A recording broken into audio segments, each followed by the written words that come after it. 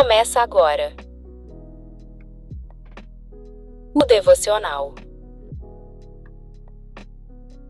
5 chaves para viver milagres. Cari Monteiro.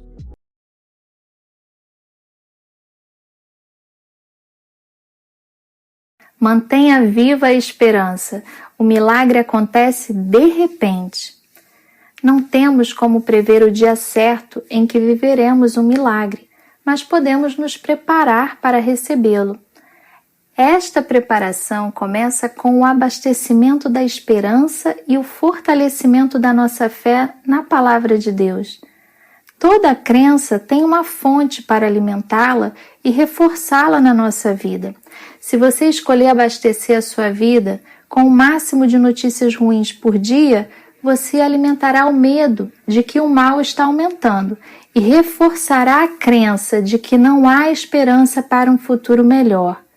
Por outro lado, quando você se abastece com a verdade geradora de esperança, você começa a viver um milagre no seu interior, com a paz que excede todo o entendimento e se prepara para viver milagres ainda maiores.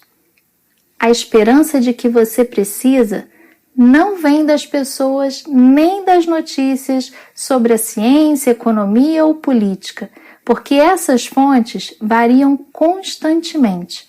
Você precisa se alimentar da única fonte segura, imutável e capaz de te dar equilíbrio na mente, nas emoções e no espírito. O apóstolo Paulo disse: que Deus, a fonte de esperança, os encha inteiramente de alegria e paz, em vista da fé que vocês depositam nele, de modo que vocês transbordem de esperança pelo poder do Espírito Santo. Talvez você tenha que enfrentar situações difíceis, mas se você permanecer em fé, será possível viver um milagre. Por toda a Bíblia, lemos que em várias situações extremamente difíceis, Deus agiu de repente para abençoar as pessoas. José foi vendido como escravo, foi preso injustamente, mas de repente ele foi colocado na mais alta posição como governador do Egito. Ruth, após ficar viúva, não tinha como se sustentar, mas de repente foi favorecida por Deus e casou-se com o seu resgatador Boaz. Os discípulos tentaram pescar a noite inteira sem nenhum êxito, mas ao seguirem a orientação de Jesus para voltarem ao mar e lançarem a rede, de repente, uma quantidade extraordinária de peixes encheu a rede, que eles nem conseguiam recolher tudo. Creia que assim como Deus agiu de repente na vida destas pessoas e de tantas outras que mantiveram a esperança, Ele agirá na sua vida também. Ative a sua memória todos os dias, lembrando de tudo aquilo que te dá esperança, porque de repente Deus te surpreenderá com um milagre extraordinário naquilo que você necessita. Que Deus, que nos dá essa esperança, encha vocês de alegria e de paz por meio da fé que vocês têm nele, a fim de que a esperança de vocês aumente pelo poder do Espírito Santo. A franqueza de Paulo. Portanto, não foram vocês que me mandaram para cá, mas foi Deus. Ele me pôs como o mais alto ministro do rei. Eu tomo conta do palácio dele e sou o governador de todo o Egito. Então Boaz levou Ruth para casa para ser a sua mulher. Eles tiveram relações e o Senhor deu a Ruth a bênção de ficar grávida. E ela deu à luz um filho. E as mulheres disseram a Noemi: louvado seja o Senhor que lhe deu hoje um neto para cuidar de você. Que este menino venha a ser famoso em Israel. O Evangelho de João, capítulo 21.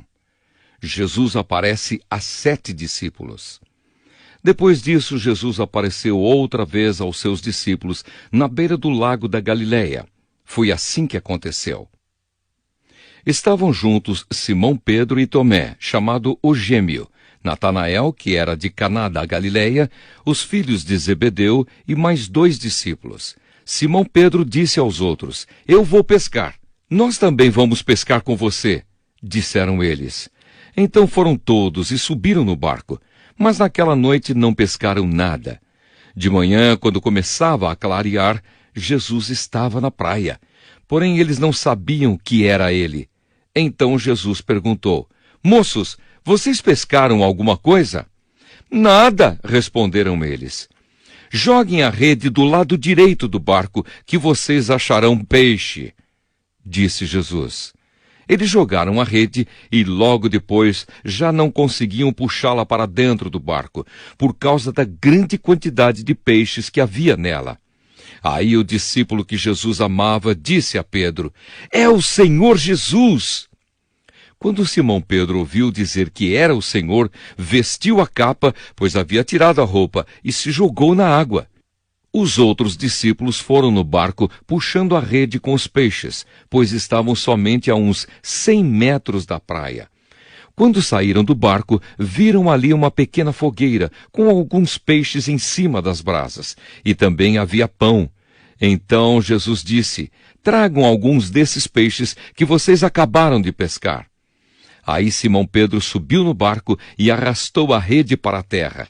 Ela estava cheia, com 153 peixes grandes, e mesmo assim não se rebentou. Jesus disse: Venham comer. Nenhum deles tinha coragem de perguntar quem ele era, pois sabiam que era o Senhor. Então Jesus veio, pegou o pão e deu a eles, e fez a mesma coisa com os peixes. Foi esta a terceira vez que Jesus, depois de ter sido ressuscitado, apareceu aos seus discípulos. Jesus e Pedro. Quando eles acabaram de comer, Jesus perguntou a Simão Pedro: Simão, filho de João, você me ama mais do que estes outros me amam? Sim, o Senhor sabe que eu o amo, Senhor, respondeu ele. Então Jesus lhe disse: Tome conta das minhas ovelhas. E perguntou pela segunda vez: Simão, filho de João, você me ama? Pedro respondeu: Sim, o Senhor sabe que eu o amo, Senhor. E Jesus lhe disse outra vez: Tome conta das minhas ovelhas. E perguntou pela terceira vez: Simão, filho de João, você me ama? Então Pedro ficou triste por Jesus ter perguntado 3 vezes: Você me ama? E respondeu: O Senhor sabe tudo e sabe que eu o amo, Senhor. E Jesus ordenou: Tome conta das minhas ovelhas. Quando você era moço, você se aprontava e ia para onde queria. Mas eu afirmo a você que isto é verdade. Quando for velho, você estenderá as mãos, alguém vai amarrá-las e o levará para onde você não vai querer ir. Ao dizer isso, Jesus estava dando a entender de que modo Pedro ia morrer, e assim fazer com que Deus fosse louvado.